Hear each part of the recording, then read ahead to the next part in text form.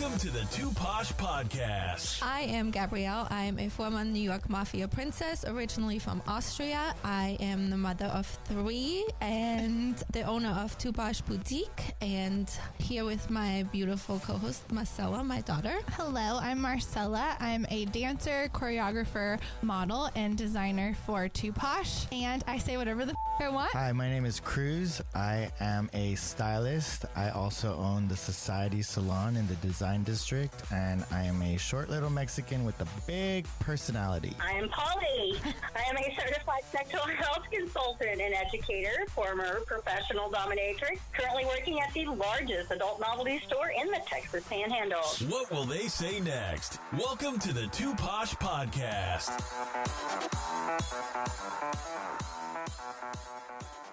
Scott Goldstein. Oh my goodness. So excited to have you on. Round of applause. Applause for you. Welcome to the Too Posh Podcast. We are so honored to have you. I've wanted you on the show for so long, and I am so excited to have you here. I am excited to be here. It's amazing to see y'all for the first time in a very long time, but great to see you nevertheless. I know. Scott, I just introduce you really quickly. You are a VP of Development and Casting for Bright Spot Content in Los Angeles, correct? Correct. Yeah. A non-scripted television production company. We do a bunch of stuff. We have 3 shows on air at TLC, one of the longest running shows at Discovery. And we do everybody's favorite, The Puppy Bowl on Animal Planet, which literally is everyone's favorite show. Oh my goodness. My favorite part of the Super Bowl. I mean, right?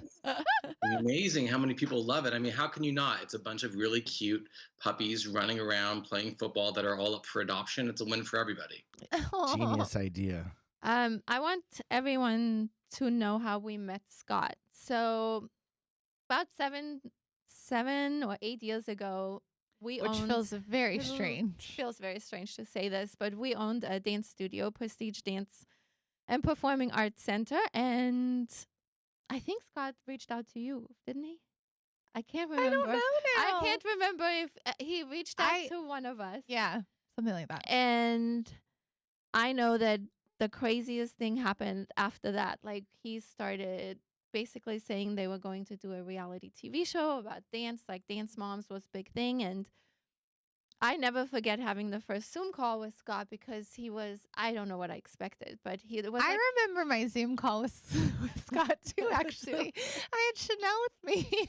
Oh, it was like Marcella just lost her puppy a couple weeks ago, but I guess she was with you at your interview. But I have the photos. You do? Mm-hmm. Oh my gosh. Scott, I felt like instantly became a friend. I felt like I'd known him forever. And in the meantime, he was interviewing us if we were a right fit for this reality TV show.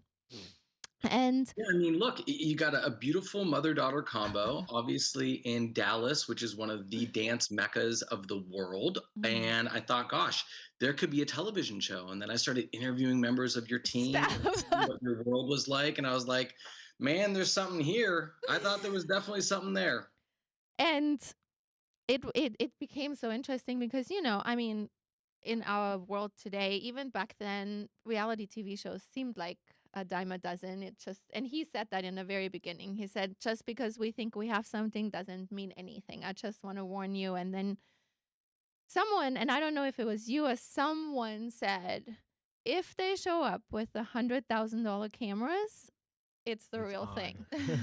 And then they show up with the $100,000 cameras. That's like real thing. And they came in the studio and we filmed the little sizzle reel and we had so much fun and we got to know each other like really well, really fast. And it was, Marcella and I was like, we don't know what we're doing. But it was fun. Know what to do. And then when they tried to sell it, we don't know what happened, but internally something happened and it never took off. And I do not know if I'm allowed to say, but Scott was kind because we felt like there was a lot of work and energy put into it. And I didn't care that nothing came out of it. I just wanted to see it.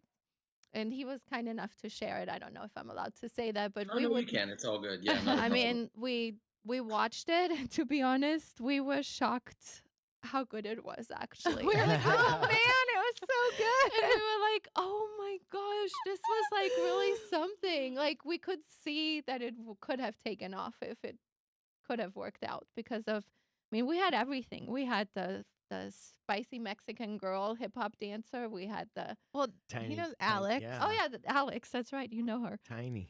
Yeah, and then we had the really crazy gay guy, and we had the short haired white girl that didn't like him, and they were like Yeah, arguing. the we whole had formula. we had the black Dallas Cowboys cheerleader. We had Yeah, I mean, they had like a bit of everything. That's really what drew me into it to begin with. And yeah. it's one of those things where I think people turn on their television, right, and they think it's like magic. Like Mhm. it Yeah. just magically appears. And people don't understand like the time, the effort, the energy, plus the amount of projects that are developed and produced that never even make air. Right. And that's part of the game, right? It's like trying to figure out, as you said, that magical formula, what works, what doesn't, also what's happening and relevant at that period of time Right. in society and what they're watching. And it's like chasing your tail. Like every single day, these networks change what they want, and we're just trying to keep up with it. Wow. But sometimes you get a hit. I mean, it's not surprising because your personality and the way you handle things is just so admiring. We just adored you. Well, I appreciate that. And yes, every once in a while you get a hit or you get to work on a hit, and it is pretty amazing. I mean, I'll be honest, there's moments where you get to work on shows that literally become a piece of pop culture history. Yeah. And it's exciting and amazing to be able to see that, be a part of that, but also have like some crazy stories because of it. Tell me some of them. What was your favorite one? Wait, I want to know. We Can I live know for really this. fast? How did you even become this? Oh, that's true. I would love to know how you get this job. Sure. So I was in college actually, and I used to go on Craigslist regularly because they would post in Los Angeles all these different casting notices of TV shows and movies and things like that. And I'm a fan of entertainment to begin with, so I would always get to see kind of what was coming up, and that was exciting. And one day there was a notice basically looking for somebody that had connections, knowledge, affiliation with the nightlife in Orange County, California. And I used to be a promoter, and I was like, okay, wait. This is a job that I get paid to just go out every night to clubs and find people to be on a dating show for MTV. Sure, let's get this away. And that was the first job working on parental control ever and ever ago. And then literally 3 months later, I started working on Deal or No Deal. And that's what really like changed everything. Deal or no deal. Wow. That's the Yeah. briefcases, right? yeah. Yeah, with Howie Briefcases Mandel. and Howie Mandel and Yeah. Meghan Markle later Yes. on being a part of it. Yeah. Oh yeah. And then you would cast the The girls. players or The contestants, yeah. contestants? So I was for that show. I was on it for like almost 3 years, literally traveling across the United States, doing these casting calls where we would get anywhere between, 1 to up to 8,000 people showed up to audition for that show in one single city in Chicago because Whoa. you need no skill and you can win $1 million. It's kind of a no-brainer. If you don't show up and audition, you're kind of the dummy because why wouldn't you at least try? Yeah. And that was, pretty insane and got to change some people's lives, literally giving them $1 million winning a game. Wow. Wasn't there like a little thing that it was coming back? Am I crazy about that? It came back for a little bit on Oh, it CNBC. did. They did it. It's been tried to bring back a lot of times on like national and prime time again. But, it's just one of those things where like right time, right place. Mm-hmm. Wow. Again. I was on The Price is Right once. What? Were Yeah. you? Yeah. No How was way. that? Yeah, I was I was visiting California. You go and you sit there and Yep.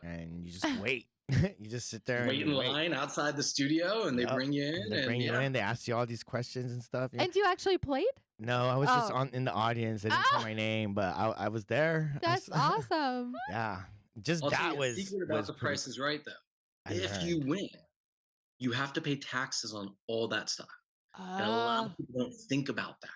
And so they go on these shows like as like a college student or someone that, is maybe working part-time. And then they win like $60,000 in prizes and have to pay taxes. And they're like, I don't have enough to pay the taxes on the $60,000 of the prizes that I won. So now I have to sell all of that stuff Oh. just to pay the taxes. Oh my Oh. gosh. Oh my Wow. gosh. So if you want a Wow. jacuzzi, really make sure you have the space for the jacuzzi, because if you don't and you're in an apartment, it's probably not the prize to win. No kidding. That's so funny.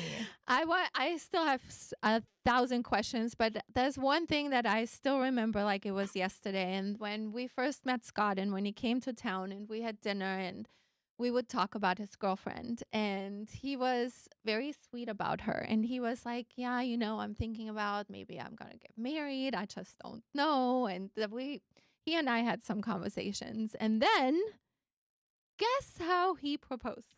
How? This is the really sad part. I have the clip, but because it's Zoom, we cannot play it right now. But we're going to put it in this video. All right. You want to play it and Yes. so we can hear it, and Yes. then we'll put the video in Yes. there. All right, Yes. let's do that. Yes. Let's do it. I have it here. Okay.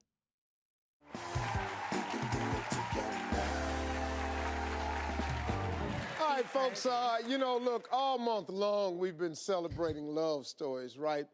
Now, this next one that I'm about to tell you, it has a little twist to it, okay? It started online just a couple of years ago. She was 20-something, self-professed, hopeless romantic. He was a 30-year-old lonely workaholic who'd almost given up on love. And then the first time he saw a profile, he passed her by. But as fate would have it, one day, she messaged him. Well, both of their lives were changed forever. On their first date at an Italian restaurant, he told her a joke, but she already knew the punchline and blurted it out. They laughed uncontrollably the whole time. In an instant, he knew she was different from any other girl he'd ever met before. That night, they shared a kiss, which became one of many firsts. Soon, she became the first girl he took home to meet his mother and father for the holidays, the first girl he vacationed with, the first girl he lived with, the first girl he turned down a job for. But there's still so much more of their story yet to be written. The couple is sitting in our audience right now. Where is Adrian and Scott? Over here, Steve. Stand up, please. Come on. Excuse me?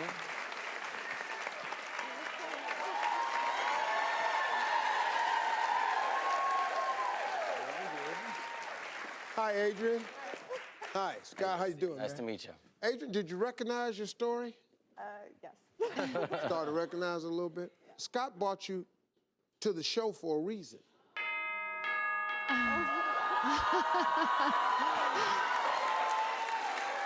You know what that sound means, folks? It's a pop-up proposal. Scott, it's all on you.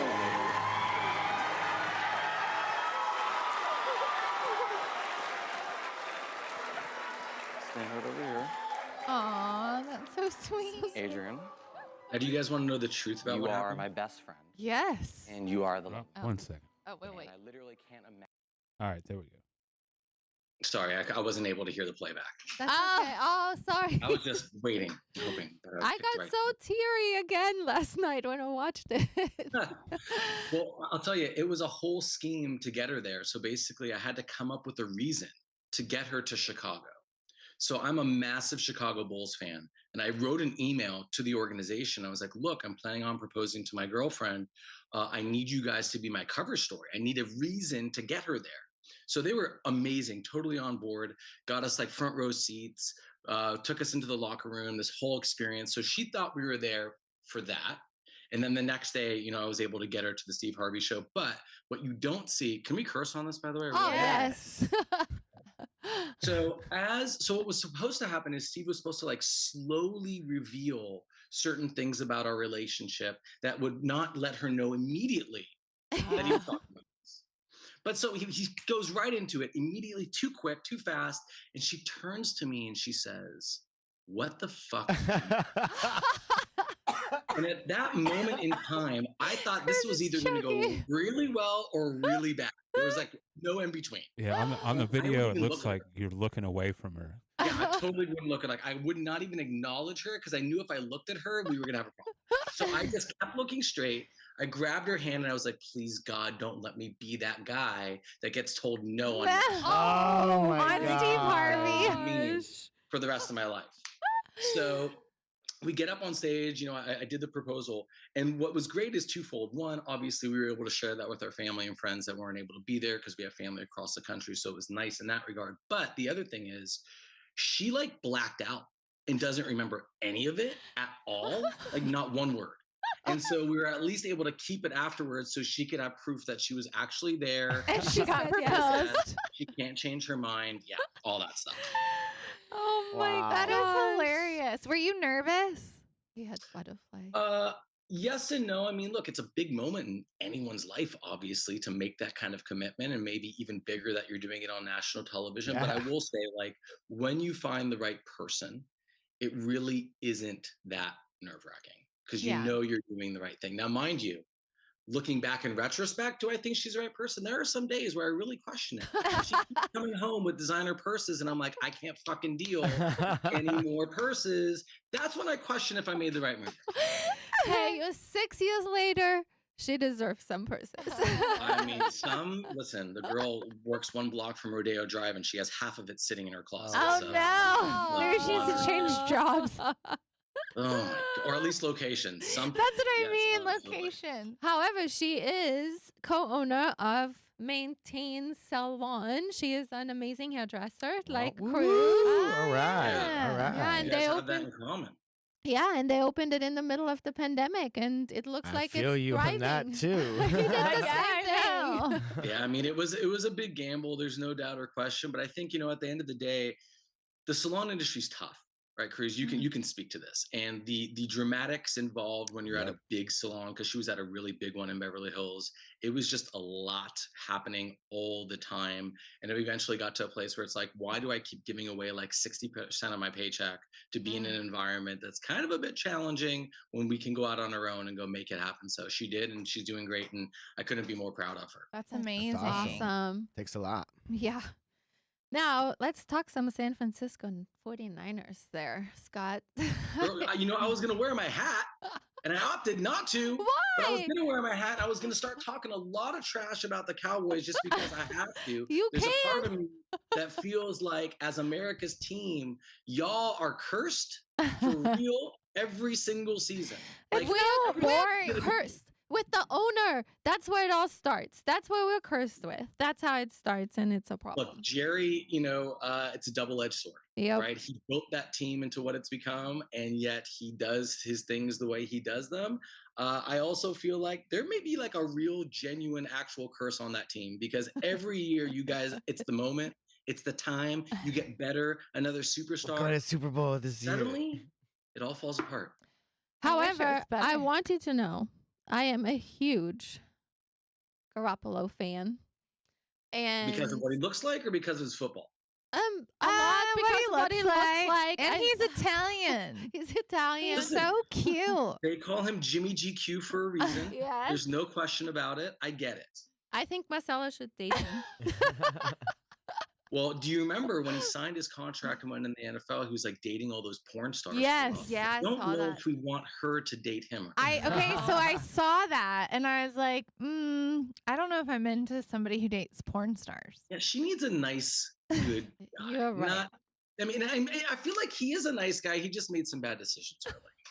Maybe he was young and At stupid. the or time, it something. felt like the right I thing felt to do. like the right decision. We can give him some excuses or something. I don't know. Yeah, maybe he was just excited. But me, for one, I'm glad he is back. I'm not glad somebody else got hurt for him back. I don't understand why that even happened. But I'm always cheering for them because of you. So I want you to know I that. appreciate that. I'll She say needs this. someone to cheer for besides Cowboys. Yeah.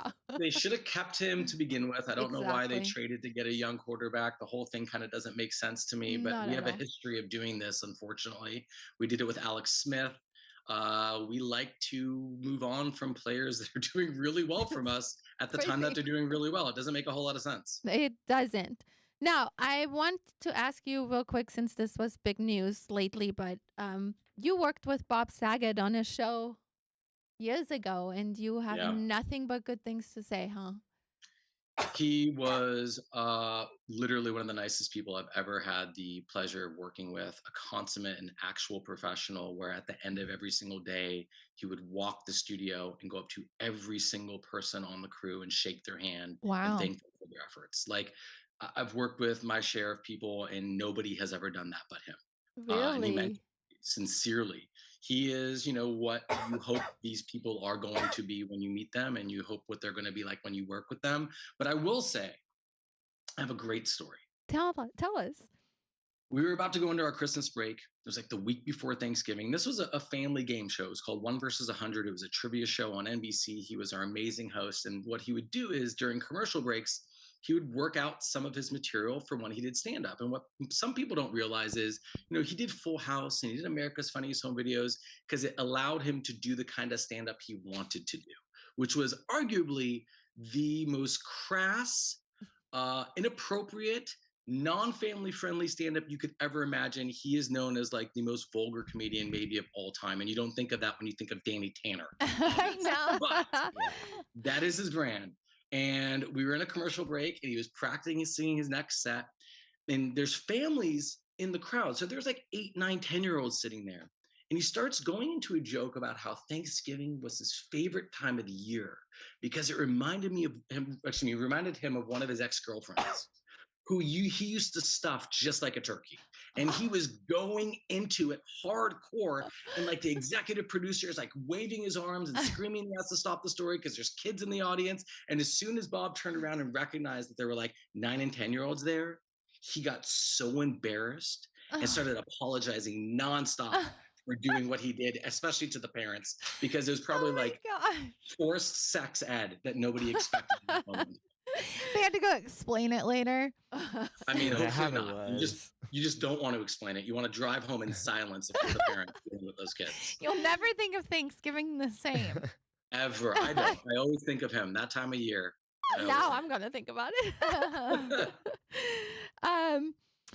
You actually reached out to one of our guests we had on the show not too long ago, and she was part of a diamond thief. She worked for a diamond thief, and it's kind of funny because on our TikTok, she blew up. Like, people were going absolutely crazy about her story. And then next thing I know, she asks me if I know you, and I go, I sure do.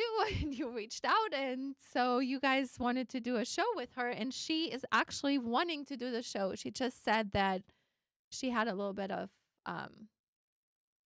like mental health. She needed to take some time for herself. So, and she said you had reached out and she owes you a call. Yeah, I mean, I think it has all the makings for an incredible documentary. I think, right now, as everyone sees, these true crime documentaries are the thing. I'm obsessed. Everywhere and everywhere, whether it's Swindler. Swindler or Yes. the Fire Festival or whatever it may be. It's amazing. Reality sometimes is better than anything scripted ever could be because there's 100%. no way anyone could come up with this insanity. Yes. And that story is a prime example. I mean, it makes sense. Like, I get it. Once I heard the story, I'm like, this guy's kind of a genius. He's an evil genius, but like, it makes sense why he was doing it. And I thought, gosh, there's potential for like a really interesting documentary if we can get enough pieces together to tell a story of a kind of white collar crime that was, kind of unheard of. Right. I think it does too. And I think it will be awesome for her. She's really great on camera. She's great talking. So I think it will be a hit for both of you.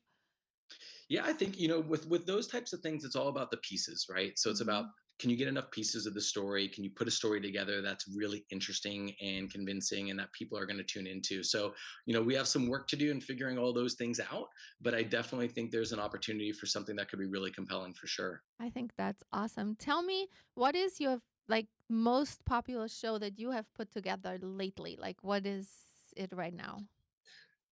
Lately, gosh, well, we have a show on Hulu right now called Hotties, which is a dating show that is all about putting together two people on a blind date, having them cook. But while they're cooking, they have to eat the most insanely spicy food you've ever imagined. And I got to be honest with you, as crazy and ridiculous as it sounds, there's something that happens when your inhibitions get lowered because your mouth is on fire and you're suddenly not thinking about, do I look hot? You're like, am I feeling too hot? And you bond over that in a really interesting and different way. You know what that reminds me of? Have you seen that guy on YouTube who interviews the celebrities and they eat the hot sauce? This comes from that. This comes from that. Yeah, that's so good. I love that. Scott, you know, Marcella is single. Marcella's too good for that kind. We got to get her on like The Bachelor. We got to get her on like Love Is Blind. We got to get her on one of the good dating shows. Coming here really just said that. What about 90 Day Fiance? We can get you someone from Italy. He won't speak any English. We can follow the journey together. Like That's my what we're dad. thinking. we literally have zeroed in on this that she we were needs an Italian man. That's what we know. I gotta ask though, like let's have a heart-to-heart conversation. All right, let's do it. Let's do. Cruz loves it. Okay? Talk to Cruz, Because Scott. when you look at her and on paper and the businesses and all the other stuff, you say, how on earth is this girl still single? So the question I have to ask is, what are you doing that is keeping you single? I can answer that. I can answer that real quick. Wasting her time. I know that to be a fact. And I'll tell you why. Doing this job as long as I have, it's been like literally a 20-year social experiment. I have got to interview and meet and get to know people from every walk of life you could ever potentially imagine. And part of my job is really kind of like figuring out someone's background, personality, lifestyle as quickly as possible. And I've done a ton of dating shows. Like I did Flavor of Love and Rock of Love. Oh, no way. I'm obsessed. My favorite. All these things back in the day. That's like my childhood. It makes me feel old to do say. Thank you very much for reminding me of how old those shows are. We actually did a show on that. What I've learned over time is if a girl is amazing and she's single, it's because she's dating all the wrong guys. Yes. And dating for the wrong reasons on top of that. No, I'll tell you that she's too nice and she cares about other people's feelings more than her own. And that's what happens. Well, look at her mother. There's some of it from her because her mother takes care of everybody and loves everyone and treats them like they're her own. So that's part of that influence. But it's my fault. Yeah, it's your fault for teaching her too well. That is correct. You taught her to be too good of a person, and now she's being taken advantage of. Listen, I remember, we don't have to say names, but there was a guy that was a part of what we filmed that you dated for a little bit, and I actually thought he was a pretty nice guy. Yeah, DJ. She dated DJ at the time. Nice dude. Nice. Yes. But I think you thought he was too nice and didn't have enough edge for you, and you had to move on from that quickly. Yes, and that happens among a lot. Other reasons, Scott. Okay, listen, I don't know everything. I just we're here. I mean, we have to talk. I feel like you asked me, or somebody asked me this question in an interview. Is that me too? Was based on what the preference was, maybe in the interview. In his preference? Yes. Yes, we were asked. She was asked. You know, you have those interviews in a reality show. And they asked her, and then they asked me. And I was like, I don't know. But then we dated, and then I think the preference was not what I have. Does that make sense? Okay. Fair. I got Learning experience. I'm picking up what you're putting down. I don't think he liked he liked what I had, but I think he liked other better, not my gender. Okay, fair. I understand what you're saying. He wanted to play with Ken instead of Barbie. I get you. Yes. Okay. Scott, maybe you can help us with this because we have been trying to do some kind of dating show over the podcast with Marcella. Yeah. Like we need easy, bro. We need to do this. We need to find the right type of gentleman and then someone that's also wanting to be in a relationship, right? Because a lot of guys want to date her, but they don't want to be in the relationship. Each of you should pick someone for her. Your personal preference of what you think would be the perfect fit. Look at that. We bring them on the show, and it's like who really knows her best and what would fit her. But it shouldn't be for her preferences. It should be what you think would really work best for her. It's like an arranged date. Wow. Yes. Cruz is blown away. My by mom it. probably loves this, actually. Of course she does, please. Are you kidding me? What mother doesn't want to So separate? we'll get like the Gossip Girls, you, me, and Spider. Yeah, To and all Scott, find a dude. he's in And LA. Scott, He's okay, in a Scott, whole different. You got to be in on this then. So I we got don't- 5 I gotta bring a guys. guy to the table, but it's long distance doesn't work. Oh, I would love it. I don't know about that. By the way, the fact that you would love a long distance relationship speaks to the red flags going on. Just putting that out there. Just saying. Oh, Just The fact that you want a saying. guy as far halfway across the country tells me how serious you are about wanting to really be in a good relationship. You know what? That's Scott- actually a good question. Do you even want to be in a relationship? Like real talk. If I met the right person, I would. I just haven't met the right person. And a lot of But okay, so what is the right person? Somebody- Because here's what I want to ask you. What is the right person really in terms of the things that matter? And then what is the right person in terms of the garbage that you think matters that really doesn't at the end of the day that keeps leading you to these relationships that don't work? Well, I think I just like Wow. somebody who's funny and sweet and kind and a These are all go-getter. not true. None of this is true. Funny for Tell sure. her. Funny Read for her. sure. I'm going to tell you right now why I know. Tell for her a how fact. it I is. feel like he's a therapist suddenly. Because there are so many funny guys, and that's great. Great. They make you laugh. I get it. But they're not going to be telling you knock-knock jokes when you're in bed. Oh no. It's a different So kind of comedy knock-knock. only lasts so long. Okay, so let's that's- not put that as the number one trait. Oh, that's always been my Career, number one. Yes. Family oriented. Yeah. That you guys have actual things in common. Like those are the things that matter. Don't say you want a funny guy. Like, Attractive. I think what Not you think- how old. kind of a priority is attractive though? This is the question. Is it how high? How- I have to be attracted to them, yes. Fair enough. That's total. I get that. But how important is that in Like if comparison he's to other really things you say you gonna like? take care of you, really nice guy and everything, but he's not the most attractive. Well, I have to be attracted to them by their personality. That is huge for me. No lie. Like that, I can be attracted to someone's personality. I can't, like, I've dated people who are very attractive, but they're stupid. And then I was like, oh, they're not that attractive anymore. But I can't do that old or anything. Like older. Older They attractive. can't Older be- so what is- attractive, I can. But I've met some older, or I've been set up with no. We're not talking like Dallas, divorced 3 times guy. That's what not I'm we're talking saying. That's all that's here. That's not what you need either. No. But I think, a guy who has a little bit more sophistication and has his shit together may be a good thing for you. No, I agree. They have just not found that person. But where are you going to find these guys? Nowhere. Online. No, That's no, perfect. no. Yeah, never No. leave your home, and that's the perfect way to find somebody. Thank you, Scott. I tell her that all the time. I And go, wait, and stay are at you home. just swiping? Are you just swiping? Is that all? I've you're never doing? been on a dating app in my life. That's how I found my wife. Yeah, I I'd did. never been on one in my life until I joined that. Which Really? which dating app was it? I found her on JDate. It's a Jewish dating website. Shut up. So that's like a niche one though. So maybe you can go to like a niche I hear one. that Jewish men are so amazing. I mean, Well, it's Scott seems because our pretty mothers- amazing. Our mothers guilt trip us so much our entire life that we have no choice but to be subservient to the women. I swear to God, I have heard that Jewish men are like the best. So I've You know heard what's that funny too. is there were a lot of non-Jewish women on JDate because they genuinely. I see. I'm gonna go on JDate. There you go. And I got news for you. By the way, Italians and Jewish people are almost the exact same. I thing. know. Really? I do. How do you Yeah. I know bet that? there's an We Italian. drink, we party, like that's the same thing. Yeah, Jewish and Italian are like the I same. bet there's an Italian dating app.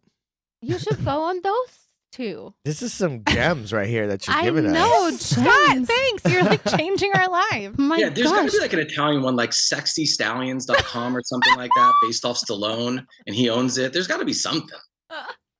We'll look into it. Oh my God, I'm gosh. sweating. Okay, we're gonna go back to you now, Scott, because Sure. Yeah. your Please. life story is just absolutely incredible to me. Like I see you dressed up on the red carpet, going to the Emmy awards. I mean, that has to be so amazing and rewarding because not everyone gets to do that. So Yeah, I mean, there are definitely moments over the last 20 years where I really do take a moment, step back, and reflect and appreciate because it isn't normal. And I didn't plan for any of this. And I'm not sitting here saying I'm living the dream or perfect life by any means, but there are definitely moments that are amazing. Like, when you're down in Miami and you're in a nightclub and like every person around you is arguably some of the biggest names in the world. And you're like, why am I this random kid sitting in the middle of this? Or when you're, at the Emmys and you're sitting amongst the cast of Game of Thrones because you accidentally read your ticket wrong and thought you were supposed to be sitting really close to the stage. And then you realize, wait a minute, I'm not supposed to be this close to the stage. And then you have to move backwards, but you're sitting like literally with the entire cast of Game of Thrones. You're like, God, they gave me really good tickets this year. That's crazy. I love that. Do you win awards at the Emmys for casting? So there is now no. So you don't win it through that. There's a Casting Society of America. They do some awards.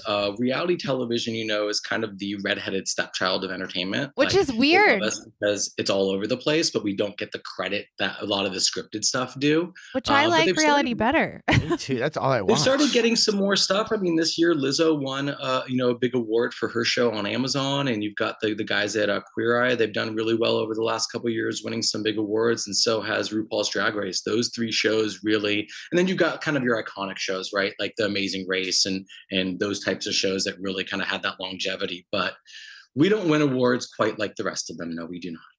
Well, you should. I know, and maybe it's still coming. So which one, what's your favorite show you ever casted? I mean, look, we have to go to Marcella's childhood favorite shows. That is it. Because I will be honest when I say, well, I'm going to give you two stories. Okay, I'm so excited. Took place in Dallas. One took place in Dallas. No joke. I was working on a dating show for NBC. It was called Age of Love. And the general premise of the show was we had this amazing bachelor. His name was Mark Philippoussis. He was one of the top tennis players in the world at one point. I know who that is. Good-looking guy, looking for love. He was like 33. And we gave him, I believe it was 6 women that were in their 20s and 6 women who were in their 40s. And he tried to date all of them to figure out which was he most attracted to. So I was in Dallas doing auditions, and I'm interviewing this girl. Couldn't tell you her name if I tried, but she's a former Miss Dallas, blonde, debutante, sits to her side with her hands on her, like all that stuff. But as we were talking, I kept getting this feeling that she was like low-key racist, like really bad. And I was like, I gotta figure out if this is true or not. Like my gut is telling me she's like super racist. So I said to her, I'm like, we're gonna play a game. I'm gonna name a minority. And you're going to tell me what you think of them. And she goes, no, I don't know if I feel comfortable with this. I'm like, listen, it's you and me in a video. Like, no one's going to see this. Don't worry. But I really want to figure out, like, what are your thoughts? And obviously, being Jewish, I had to go first. So I said to her, what do you think about Jewish people? And she said, what will be one of the greatest quotes any of you will ever hear. And she said, well, you know what Daddy says? The only thing wrong with Hitler is he didn't get the job done. Whoa. That did not come out of her mouth. She said that to you? I had an associate with me who was this LGBTQ male from like the Midwest.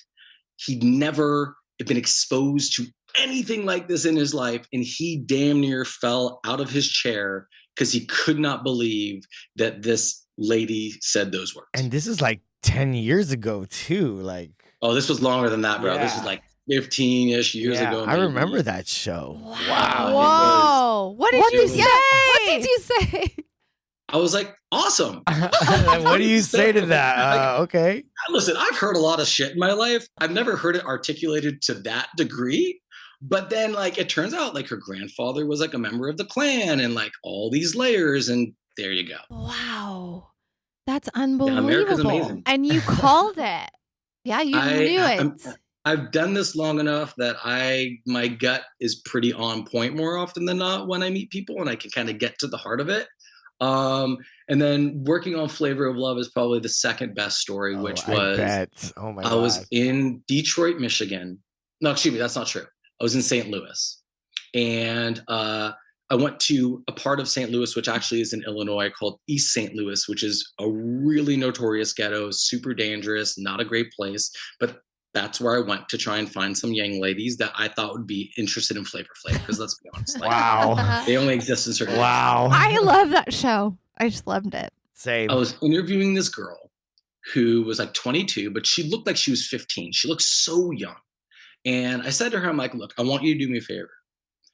I want you to tell me a story that no matter who walks in that door next to do their interview, they're never going to be able to tell me this story. And she goes, okay, now listen, I'm going to warn y'all real quick. This is vulgar and really bad, but We I'm like telling that you. around. Even here. better. Get it. So she's like, listen, I'm a stripper at one of the most ghetto strip clubs in all St. Louis. And I don't make a lot of money, but I have a child. And one night this guy came in and he was a promoter and he wanted to do something he called the freakiest bitch in St. Louis contest. And the girls had to get up on stage and the freakiest girl would win $1,000. And I was like, God damn, $1,000. That's amazing. That's so much money. So I waited. I sat back in the club. I let all the other girls go. And then I got on stage. I found the prettiest white girl I could find. I laid down. I had her take her panties off and take a piss right in my mouth. And I drank it with a shot of bourbon. And you want to know what happened? That promoter ran out the back door, didn't pay me $1, and I had to go home and kiss my baby goodnight. I was not expecting you to tell that story. And they didn't pay her? Wow. That's a real life moment from somebody's life. And then did you cast this person?